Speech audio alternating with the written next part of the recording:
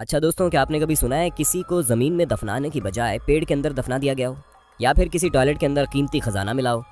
अगर दोस्तों आपने ऐसा कुछ नहीं सुना तो तैयार हो जाइए, क्योंकि आज की इस वीडियो में मैं यानी आपका होस्ट और दोस्त सैम आपके फेवरेट चैनल में आपको कुछ ऐसी चौंकाने वाली डिस्कवरीज के बारे में बताने वाला हूँ, जिनके बारे में सुनकर आप पक्का ये कहने पर मजबूर हो जाएंगे कि ओ माय गॉड, ये कैसे हो सकता है। लेकिन हाँ दोस्तों, अगर आपको वीडियो पसंद आए तो उसे लाइक करने में पीछे मत हटना, ताकि हम फ्यूचर में आपके लिए ऐसी इंटरेस्टिंग वीडियोज लाते रहें। The tree corpus. दोस्तों, चाहे आप दुनिया के किसी भी कोने में चले जाइए या फिर आप किसी भी धर्म के इंसान से क्यों ना पूछ लीजिए, सभी आपको एक ही जवाब देंगे। मृत्यु के बाद शरीर को या तो जला दिया जाता है या दफना दिया जाता है। लेकिन अब जो हम आपको बताने वाले हैं उसके बारे में सुनकर कोई भी दंग रह सकता है, क्योंकि दोस्तों आज से करीब 2200 साल पहले एक महिला की मृत्यु हुई, जिसका शरीर कहीं और नहीं बल्कि एक पेड़ के अंदर मिला। जी हाँ दोस्तों, आज से 2200 साल पहले मरी महिला का शरीर 2017 में एक पेड़ के अंदर मिला, जिसके साथ ही उसने कई सारे कीमती गहने भी पहन रखे थे, जिसे देखने से ऐसा लग रहा था कि महिला काफी ज्यादा धनी थी। उसके साथ ही दोस्तों, जब महिला के कंकाल की फोरेंसिक जांच की गई तो ये पता चला कि उसकी मौत बहुत ज्यादा मीठा खाने की वजह से हुई। अब ऐसे में सवाल उठता है कि आज से करीब 2200 साल पहले कोई महिला मीठा खाने से मर गई और उसे पेड़ के अंदर दफना दिया गया। ये किसी अजूबे से कम नहीं है, क्योंकि ये दोनों ही बातें चौंकाने वाली है, जिसका अभी तक वैज्ञानिकों को कुछ पता नहीं चला। बाकी आपको पुराने जमाने के लोगों का इस तरह महिलाओं को पेड़ में दफनाने का आइडिया कैसा लगा, हमें बताना कमेंट में। The antique toilet. दोस्तों, वैसे तो इस दुनिया में अगर कोई चीज छुपानी हो तो लोग तरह तरह की जगह का इस्तेमाल करते हैं, लेकिन बड़े से बड़ा चोर भी किसी चीज को टॉयलेट के अंदर छुपाना पसंद नहीं करेगा। लेकिन दोस्तों, इस यूनिक डिस्कवरी ने हमारी सोच को करारा थप्पड़ मारा, क्योंकि जब घर में टॉयलेट के पाइप में दिक्कत आई तो उस घर के मालिक और उसके बेटे ने टॉयलेट के पाइप को ठीक करने के लिए उसके अंदर जाते गड्ढे में जाकर उसे सही करना शुरू कर दिया। लेकिन उसके बाद उन्होंने जो देखा उसे देखकर वो पूरी तरह दंग रह गए, क्योंकि जब वो पाइप ठीक कर रहे थे तो पाइप के लीकेज का फ्लो उस घंटे के अंदर जा रहा था। देखने के लिए जब वो लोग उसके अंदर गए तो उन्होंने देखा वहाँ बहुत ही पुरानी और यूनिक चीजें रखी हुई है, जो हजारों साल पुरानी है। दोस्तों, वो आर्कियोलॉजिकल डिस्कवरीज इतनी ज्यादा तादाद में थी कि घर का मालिक और उसका बेटा उसे देखकर तुरंत मुस्कुराने लगे, और फिर इन्होंने गवर्नमेंट को इन्फॉर्म किया, जिसके बाद ही इनके घर में ठीक तरह से आर्कियोलॉजिस्ट ने जांच की और ये पाया कि इनके घर के टॉयलेट के गड्ढे में मौजूद वो चीजें हैं जो बहुत ही ज्यादा पुरानी और कीमती है। जिसके बाद गवर्नमेंट ने इस खजाने का ज्यादातर हिस्सा अपने पास रखा, लेकिन उसमें से कुछ हिस्सा इन बाप बेटों को दे दिया, और वो कुछ हिस्सा इतना ज्यादा था कि जिससे वो खुद का म्यूजियम खोल सकते थे। Prison coins. दोस्तों, वैसे तो सबको लगता है कि जेलों में कैदियों के अलावा कुछ नहीं पाया जाता, लेकिन स्पेन में मौजूद एक जेल ने सभी को चौंका कर रख दिया, क्योंकि दोस्तों जेल में खुदाई के समय वहां काम करने वाले लोगों को कुछ ऐसा मिला जिसे देखकर वहां मौजूद हर इंसान हक्का बक्का रह गया। क्योंकि जेल में खुदाई करने पर उन्हें सोने के सिक्के मिले, और हर सोने के सिक्के में मिडिल ईस्टर्न लैंग्वेज लिखी हुई थी, जिसका अभी तक किसी को पता नहीं चला ये लैंग्वेज आखिर क्या कहना चाहती है।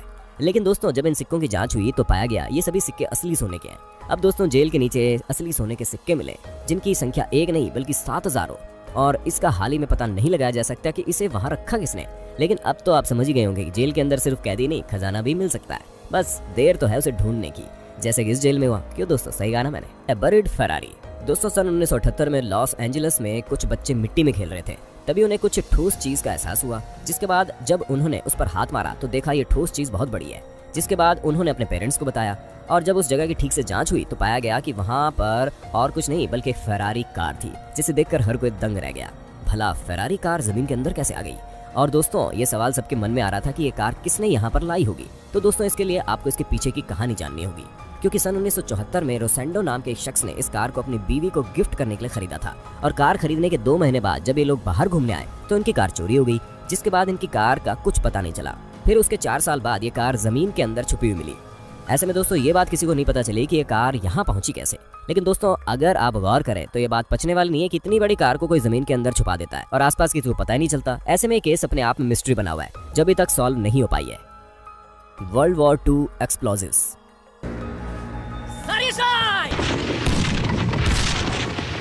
दोस्तों, वैसे तो नदियों में नहाना खतरनाक होता है, लेकिन उसमें तरह तरह के पोल्यूटेड बैग्स और उसके साथ ही कई तरह की खतरनाक चीजें मौजूद होती हैं जो हमें नुकसान पहुंचा देती हैं।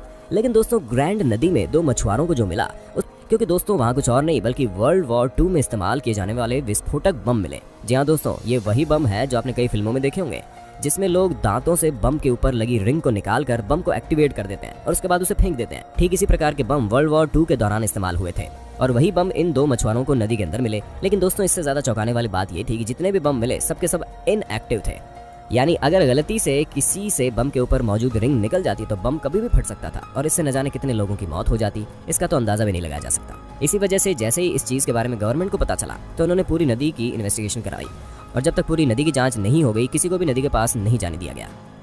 Declaration of independence. दोस्तों अमेरिकन के लिए 4 जुलाई बहुत ही ज्यादा खास दिन है, क्योंकि 4 जुलाई 1776 को अमेरिका को ब्रिटिशर्स से आजादी मिली, जिसके बाद अमेरिका गर्व से कह सकता है कि वो अब आजाद देश है, जिसका पूरा प्रमाण एक पेज में प्रिंट कराया गया और जिसकी कॉपीज आपको आसानी से मिल जाएगी, क्योंकि बहुत से लोग इसकी कॉपी खरीद कर अपने घर में फ्रेम करा के रखते हैं। और ऐसे एक शख्स करना चाह रहा था जिसने अमेरिका की आजादी के प्रमाण की एक कॉपी खरीदी ताकि वो उसे फ्रेम करा कर रख सके। लेकिन दोस्तों जब वो उस पेपर को अपने घर ले गया तो उसने देखा उसमें लिखी चीजें बहुत पुरानी थी और वो बहुत ही ओरिजिनल तरीके से लिखी हुई दिखाई दे रही थी।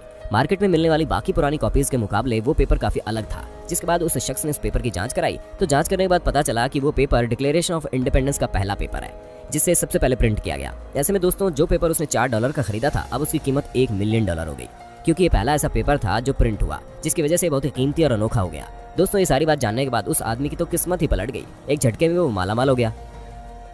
19th century बिज़ंटीन coins. दोस्तों 2019 में तुर्की के अंदर जब खोजकर्ताओं की पूरी टीम ने खोज की तो उन्हें बिज़ंटीन एरा के 68 गोल्ड कॉइन मिले। इसका मतलब ये सिक्के आज से 1500 साल पुराने थे। ऐसे में दोस्तों आप तो ये समझ सकते हैं कि जब 100 साल पुरानी 10 रुपए की चीज लाखों तक बिक जाती है तो ये सोने के सिक्के हैं, वो भी 1500 साल पुराने, तो ऐसे में इनकी कीमत का अंदाजा लगाना ही मुश्किल है। लेकिन अगर हम आपको मोटा मोटा बताएं तो एक सिक्का $1 मिलियन का तो होगा ही। तो दोस्तों एक बात और बहुत ज्यादा चौंकाने वाली थी, वो ये कि ये सभी सिक्के छोटे छोटे डिब्बों में बंद करके रखे गए, जिसे देखकर ऐसा लग रहा था कि इन्हें सेविंग करने के लिए गाड़ रखा गया है। जिससे ये बात साफ पता चलती है कि चाहे आज का समय हो या फिर हजारों साल पहले का, लोग हमेशा से ही पैसों को छुपा कर रखते थे ताकि वक्त आने पर इनका इस्तेमाल कर सके। वैसे दोस्तों आप ऐसा करते हैं या नहीं, कमेंट में बता दो। An Etruscan tomb. दोस्तों जैसा कि आप सभी जानते हैं कि किसान को अपनी जिंदगी में काफी मेहनत करनी पड़ती है, क्योंकि उन्हें जानवरों से लेकर खेतों तक सभी चीजों की देखभाल अकेले ही करनी पड़ती है। और तो और कुछ किसान तो इतना काम करते हैं कि वो एंशिएंट सिविलाइजेशन तक की चीजों को ढूंढ लेते हैं। जी हाँ दोस्तों, इटली के रहने वाले किसान और उनके पोते ने एशियंट सिविलाइजेशन यानी कि आज से 2500 साल पहले बने एक मकबरे को ढूंढ निकाला, जिसके अंदर बहुत ही यूनिक और कीमती चीजें मौजूद थी।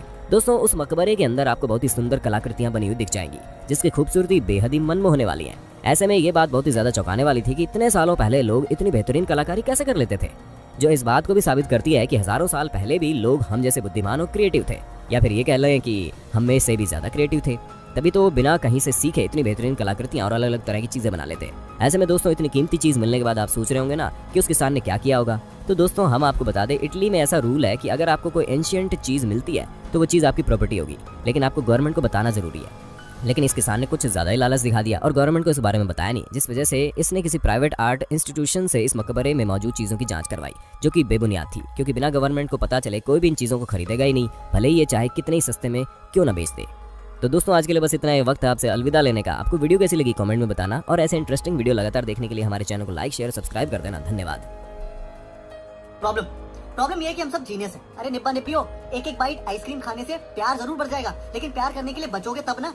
फिल्टर लगा लगा के अपने फोटोज पे कैप्शन डालेंगे, strawberries Nutellas frozen yoghurt helping me beat this corona stress. अरे असली कोरोना स्ट्रेस तो शुरू भी नहीं हुआ है, फेज 3 पहुंच गया ना एक बार, तो उसी फोन पे गूगल करके देख लो, चाइना और इटली की न्यूज देख लो, समझ में आ जाएगा कोरोना का स्ट्रेस होता क्या है। जब मोदी जी बोल रहे हैं, ट्रम्प भाई साहब बोल रहे हैं कि सोशल डिस्टेंसिंग कर लो, कुछ दिन दूर रह लो, तो सुन लो ना, इनको आता है। खुद पे और दूसरों पे भरोसा करो ना।